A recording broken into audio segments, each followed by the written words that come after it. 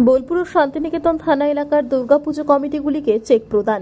বাঙালির 12 মাসে 13 পার্বণ, কিন্তু এই 13 পার্বণের মধ্যে অন্যতম বাঙালির শ্রেষ্ঠ উৎসব দুর্গাপুজো। এই দিনটার জন্য সারা বছর মুখিয়ে থাকেন বাঙালিরা। বিগত কয়েক বছর ধরে দুর্গাপুজো কমিটিগুলিকে রাজ্য সরকারের পক্ষ থেকে 50,000 টাকা করে অনুদান দেওয়া হতো।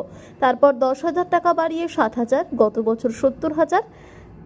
তাই এবছর সরকার প্রতিটি দুর্গাপুজো কমিটিগুলিকে আর্থিক অনুদান দিয়েছে, কিন্তু এবারে 70,000 নয়, এবার অনুদান বাড়িয়ে 85,000 টাকা দেওয়ার ঘোষণা করেন মুখ্যমন্ত্রী মমতা বন্দ্যোপাধ্যায়।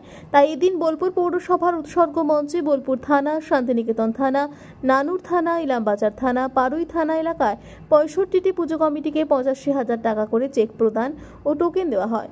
অনুষ্ঠানে উপস্থিত ছিলেন রাজ্যের মন্ত্রী চন্দ্রনাথ সিনহা, বোলপুর পৌরসভার চেয়ারম্যান পর্ণা ঘোষ, বোলপুর থানার আইসি লিটন হালদার, শান্তিনিকেতন থানার ওসি কস্তুরী মুখার্জি, অতিরিক্ত police super Rana Mukhopadhyay, SDPO Ricky Agarwal, বিশিষ্ট সাংবাদিক ও সমাজসেবী চন্দ্রনাথ ব্যানার্জি। এছাড়া উপস্থিত ছিলেন দুর্গাপুজো কমিটির সদস্য সহ অন্যান্য বিশিষ্ট ব্যক্তিবর্গ।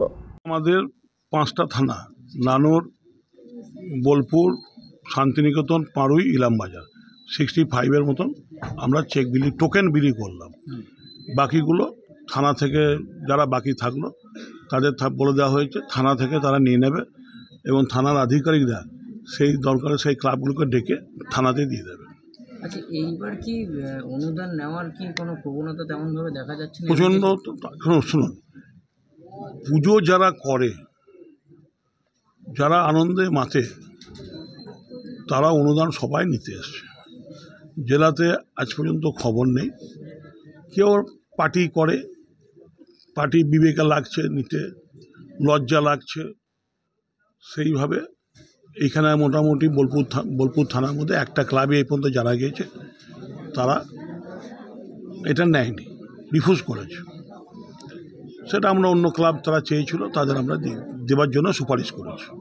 আপনারা দেখছেন সংবাদ শিরোনাম।